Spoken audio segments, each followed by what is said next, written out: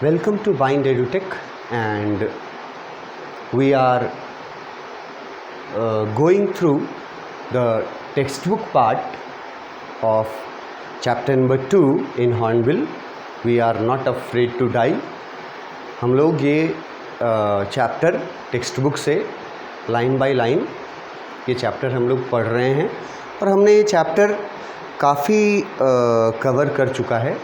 अभी तक हम लोग चैप्टर में बहुत सारी बातें जान चुके हैं और लगभग हाफ वे चैप्टर जो है वो हमारा अभी गया है। जहाँ तक हम लोग पहुँचे थे, ये लास्ट जो पिछला वीडियो था वो यहाँ इस पैराग्राफ पे एंड हुआ था।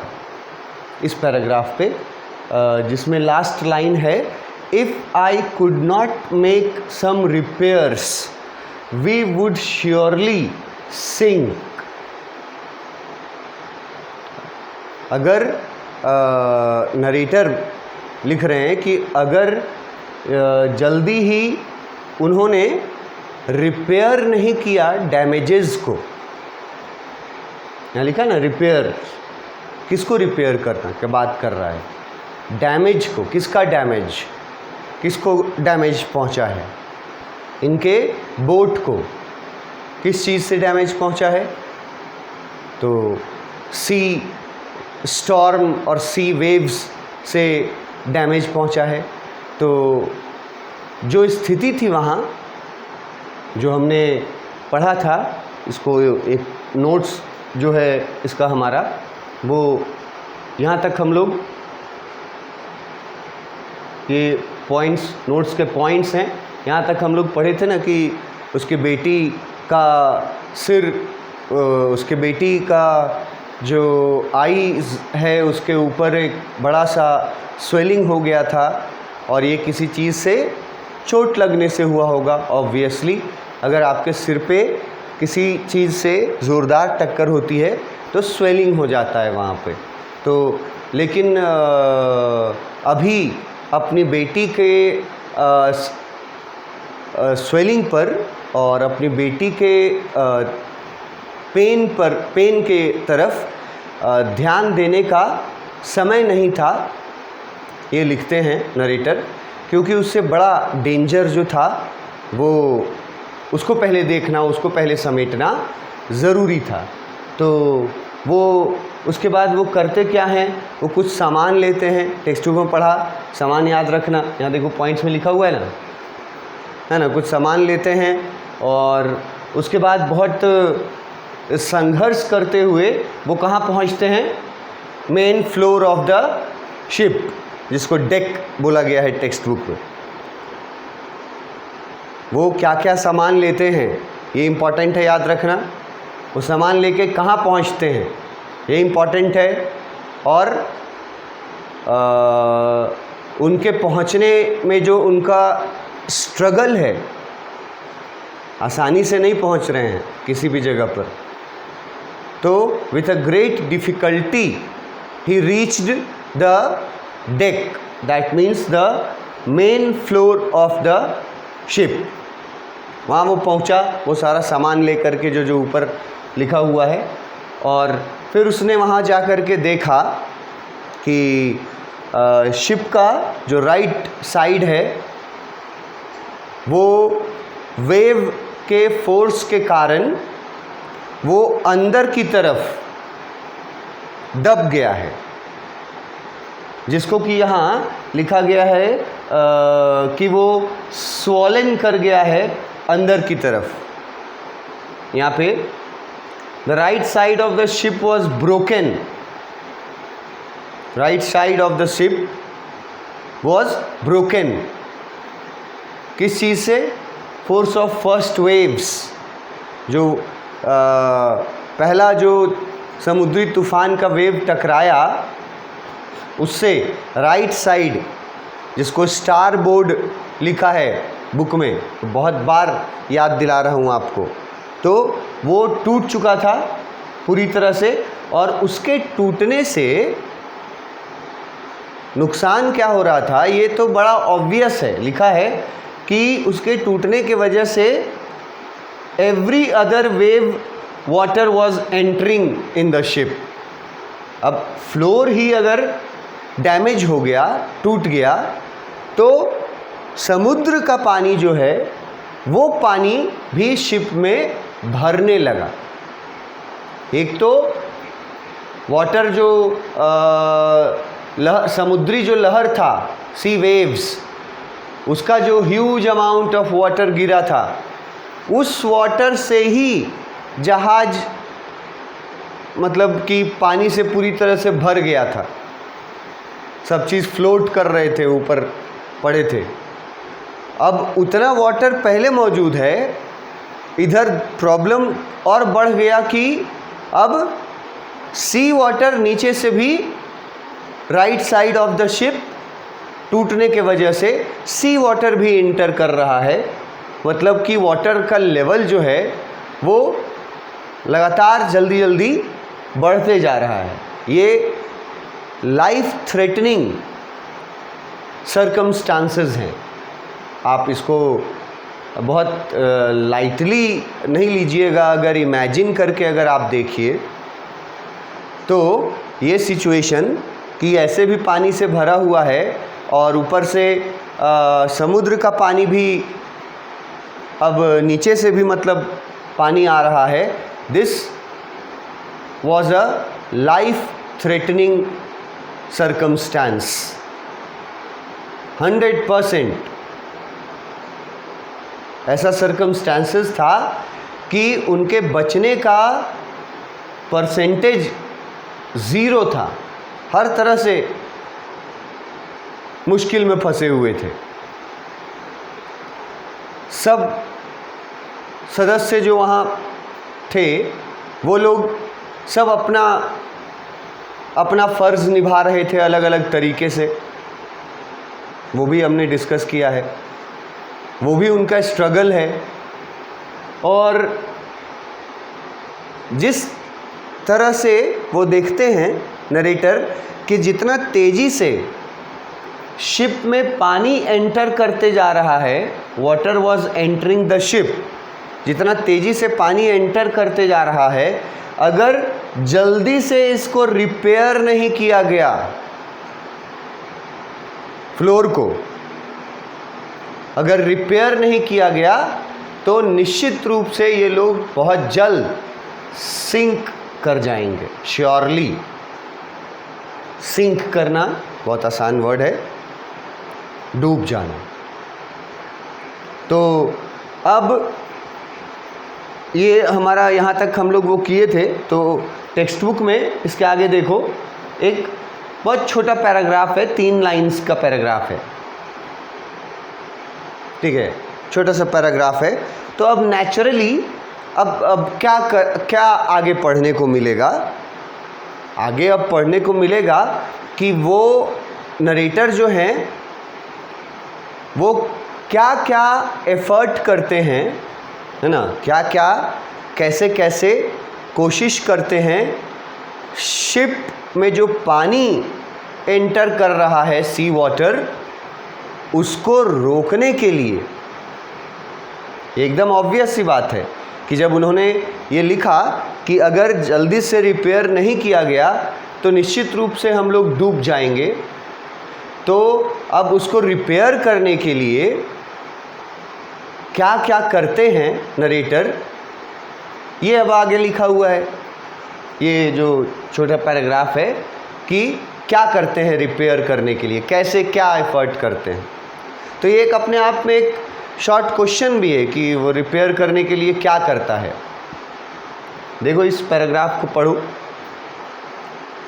Somehow I managed to stretch canvas and secure waterproof hatch covers across the gaping holes।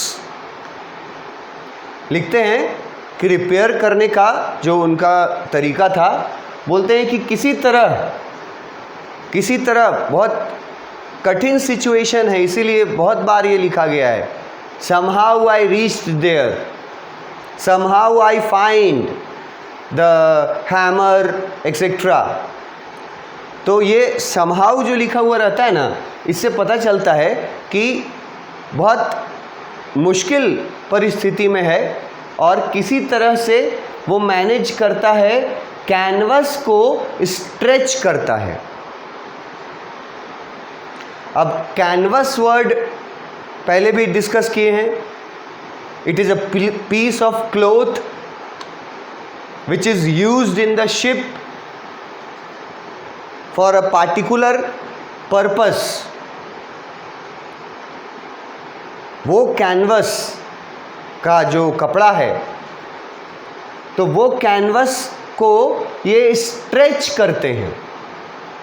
अब यहाँ अगर तुम कॉमन इंग्लिश में स्ट्रेच का मतलब समझोगे, बहुत लोग जानते होंगे स्ट्रेच का मतलब होता है खींचना। किसी चीज़ को स्ट्रेच करना है उसका मतलब होता है ना खींचना। तो यहाँ किस चीज़ को वो स्ट्रेच कर रहा है? रिपेयर करने के लिए। ये याद रखना है वर्ड्स में एकदम, कि वो रिपेयर करने के लिए सबसे पहले क्या करता है कि कैनवस जो था, जो वो लेके आया था, हैमर, स्क्रू एंड कैनवस, तो सबसे पहले वो कैनवस को स्ट्रेच करता है। स्ट्रेच करने का यहाँ मतलब निकल रहा है कि जहाँ से पानी घुस रहा है, जहाँ टूटा हुआ पार्ट है, वहाँ पर उसको बिछाता है, जिसको हम लोग बिछाना बोलते हैं। और स्ट्रेच वर्ड से थोड़ा ये भी हिंट मिलता है कि टाइट करके, वो कैनवस को स्ट्रेच करके मतलब टाइट करके उस जगह को जहाँ से पानी अंदर घुस रहा था उसको रोकने की कोशिश करता है। ये उसका एफर्ट्स है, क्योंकि अगर पानी घुसता रहा उसी तरह से तो निश्चित रूप से ये लोग डूब के मर जाएंगे। तो कैनवस पहले यूज़ करता है स्ट्रेच करके, उसके साथ एक चीज़ और यूज़ करता है वो, and secure waterproof hatch covers. अब ये एक चीज़ हो गया कि किस चीज़ का मदद लिया, वो जगह को रिपेयर करने के लिए किस चीज़ का हेल्प लिया। तो पहला कैनवस का हेल्प लिया, कैनवस को स्ट्रेच किया। दूसरा जिस चीज़ का हेल्प लिया वो 3 वर्ड्स में है, देखो, वाटरप्रूफ हैच कवर। वाटरप्रूफ तो आप समझते होंगे, कवर मतलब भी समझते होंगे, और हैच वर्ड स्पेलिंग देख लो, हैच। ये वर्ड चैप्टर में बहुत बार आ चुका है इसके पहले, और अगर अभी तक आप हैच वर्ड का मतलब नहीं जानते हैं इस चैप्टर में, तो फिर आपको बिगिनिंग से पढ़ना चाहिए। इसलिए मैं हैच का मतलब अभी नहीं बताऊंगा। जो लोग पढ़े हैं, जो लोग पढ़िएगा, किसी भी माध्यम से पढ़े होंगे, तो उनको हैच का मतलब पता होना चाहिए। इतना दूर स्टोरी में आ चुके हैं हम लोग, और इसके पहले हैच जो है वो मतलब मल्टीपल टाइम्स यूज़ हो चुका है, और बहुत इजी मतलब उसका बताए हैं हम। तो क्या करता है, पहला चीज़ यूज़ करता है कैनवस, और दूसरा चीज़ यूज़ करता है वाटरप्रूफ हैच कवर। वाटरप्रूफ मतलब समझ गए, हैच मीनिंग बता चुके हैं, कवर जो कवर कॉमन हम लोग सब चीज़ का कवर लगाते हैं ना, वो कवर है। तो ये 2 टर्म आपको याद रखना पड़ेगा। 2 मतलब 2 चीज़ें, जिन चीज़ों का हेल्प ले करके और नरेटर जो ओपनिंग वाला जगह है ना, यहाँ टूट के और वो जगह बन गया जहाँ से पानी अंदर आ रहा है सी का, उस जगह को वो क्लोज करना चाहता था, सील करना चाहता था ताकि पानी ना आए। तो इसके लिए वो क्या करता है, ये आपको याद रखना होगा, क्या करता है इसके लिए। और इसमें आपको याद रखने में आपको वर्ड्स सिर्फ याद रखने हैं, उसके बाद आप उसको लिख लीजिएगा। पहला, कैनवस स्ट्रेच करता है, ये वर्ड याद रख लिए। और दूसरा, वाटरप्रूफ हैच कवर्स। इन दोनों चीज़ों को यूज़ करके वो नरेटर जो हैं वो पानी जो सी के अंदर से घुसते जा रहा था उस पानी को रोकने का कोशिश करते हैं। शॉर्ट क्वेश्चन बहुत इम्पोर्टेंट पूछ सकता है, ऑब्जेक्टिव भी पूछ सकता है, और लॉन्ग आंसर्स में लिखोगे ये सब बातें अगर कि वो क्या क्या करता है कोशिश, तो ये सब बातें अगर लॉन्ग आंसर में भी लिखोगे तो ये बहुत वेटेज देगा तुम्हारे आंसर को, कि वो कैनवस और वाटरप्रूफ हैच कवर्स, इन दोनों का इस्तेमाल करके वो पानी जिस इधर से आ रहा था समुद्र से, घुस रहा था शिप में, उसको बंद करने की कोशिश करते हैं। यहाँ देखो, गैपिंग होल्स। गैपिंग होल्स का मतलब ही है, होल मतलब तो समझते ही हो, छेद, और गैपिंग का यहाँ मतलब है उसको भरना। गैप वर्ड एक अलग मतलब भी रखता है बहुत जगह, पर यहाँ पर इसका मतलब है भरना, क्लोज करना। किस चीज़ को क्लोज करना? होल्स को। होल्स तो ये कॉमन सा आप समझते हैं, छेद को। अब आपसे पूछा जाए कि किस चीज़ में छेद हुआ था जो वो उसको बंद करने के लिए ये दो चीज़ों का यूज़ कर रहा था, तो ऑब्वियस आंसर है कि जो शिप का जो लोअर फ्लोर था, lower floor of the ship, that was damaged, वहाँ से पानी घुस रहा था। ये भी पूछ सकता है कि पानी कहाँ से घुस रहा था शिप में, और उसको रोकने के लिए नरेटर ने क्या किया, क्या कोशिश किया, सफल हो पाया कि नहीं आगे पता चलेगा, अभी लिखा हुआ है। तो पानी कहाँ से घुस रहा था शिप में, ये याद रखना, lower floor of the ship, वहाँ से पानी घुस रहा था। उसको रोकने के लिए क्या क्या किया यूज़, वो दो चीज़ तुमको बता दिए। उसको रोकने के लिए ये चीज़ यूज़ किया, तो उसका फिर रिज़ल्ट क्या निकला वो यहाँ से लिखा हुआ है। Some water continued to stream below. इतना वो किया, लेकिन अभी भी वो देख रहा था कि कुछ पानी, सम वाटर, कुछ पानी स्ट्रीम बिलो लिखा हुआ है यहाँ। अब स्ट्रीम बिलो का, अब स्ट्रीम बिलो वर्ड जो है आप पढ़िएगा कॉमनली, तो शायद बहुत कोई इसका मतलब ना निकाल सके, लेकिन आपको मैं जो नोट्स में मैं लिखता हूँ, देखो यहाँ मैंने लिखा होगा स्ट्रीम बिलो, ये देखो, ये पैराग्राफ है ना, यहाँ पे वो कैनवस यूज़ करता है, ठीक है, और ये हैच कवर यूज़ करता है, किस चीज़ को, गैप होल्स को, बिग वाइड होल्स को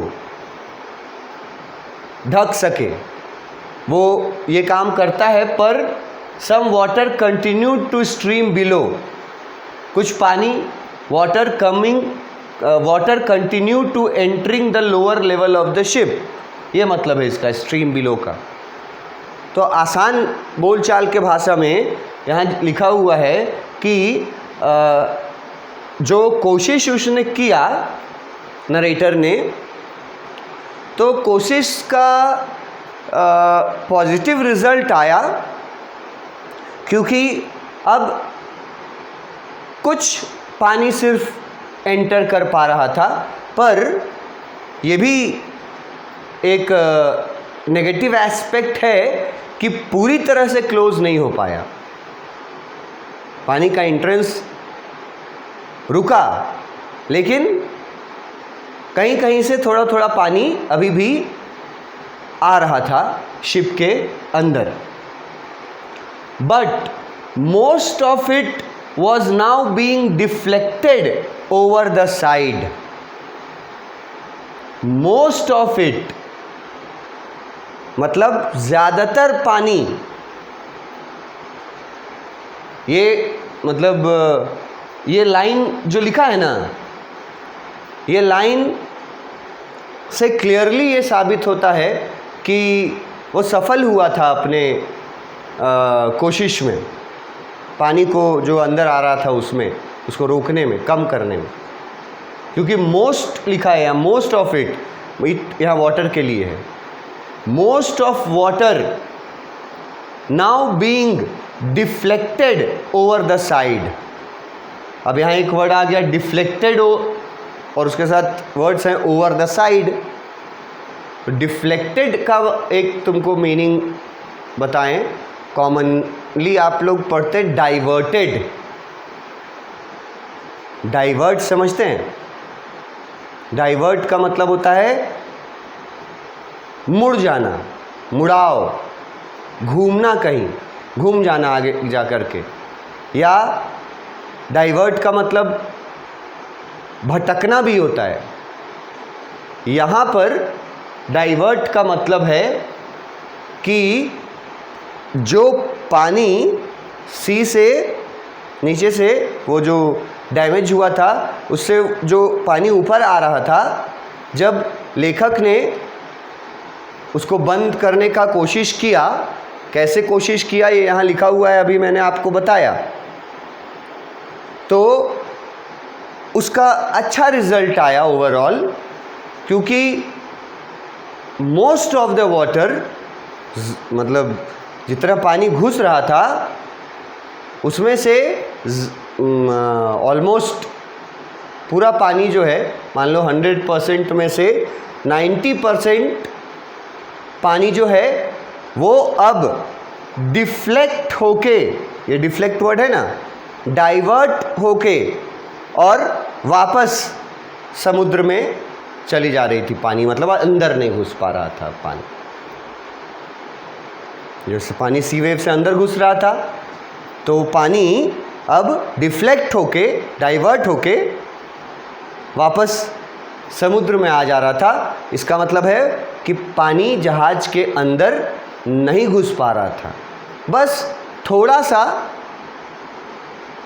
कहीं पर थोड़ा सा पानी घुस रहा था। तो इसको तुम सक्सेस समझना, तो रेशियो इस तरह से रखना है कि मतलब most of the water, 90% water जो सी से घुस रहा था उसको उन्होंने रोका, कुछ पानी सिर्फ अंदर आ रहा था। तो ये एक सक्सेसफुल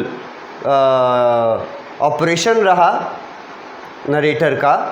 जो पानी सी से लोअर फ्लोर ब्रोक होने की वजह से समुद्र का पानी जो भरते जा रहा था, उसको रोकने में नरेटर बहुत हद तक सक्सेसफुल रहा। ये यहाँ तक लिखा हुआ है, ये 3 पैराग्राफ में।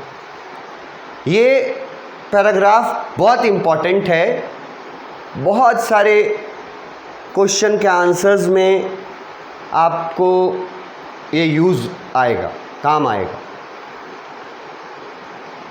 मैं बार बार बोल रहा हूँ कि क्या क्या यूज़ किया, ठीक है, और उसका क्या यूज़ किया, उसका रिज़ल्ट क्या निकला, तुम उसको सक्सेसफुल मानोगे कि अनसक्सेसफुल। तो इन सारी चीज़ों का जवाब जो है वो यहाँ एक छोटे पैराग्राफ में आराम से मिल जा रहा है। इसके आगे नेक्स्ट क्लास में आज देखते हैं। Thank you.